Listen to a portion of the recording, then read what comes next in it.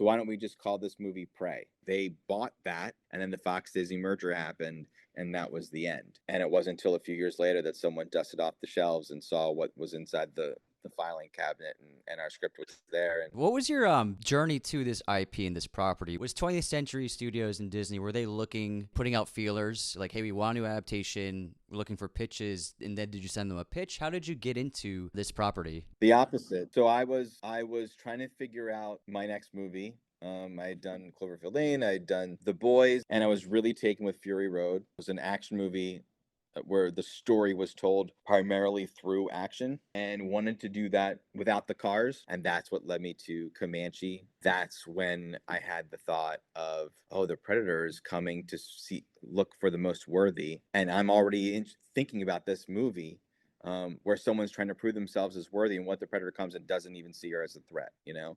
Then all of a sudden, that made my Comanche proving themselves movie better, and it made the Predator movie better.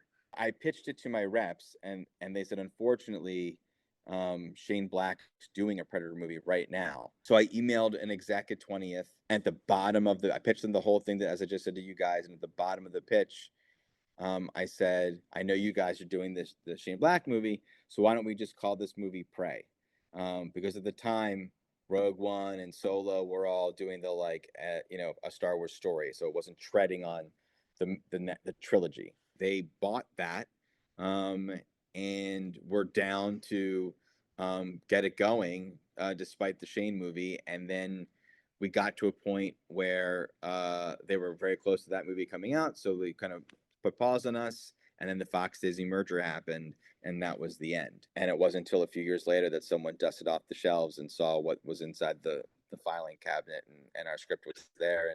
And but all of that is kind of to say that I wasn't thinking about, I like Predator. What would I do? And I think I know a franchise that could use some revital. Here's how you'd revitalize. I was just thinking of a movie that I care about, that doesn't exist, and that's what concocted Prey. And I just tried to do that again and again, instead of thinking of what can happen after Prey now. I was thinking about, no, what's a Predator movie that doesn't exist? What's a movie? What's a sci-fi movie that doesn't exist?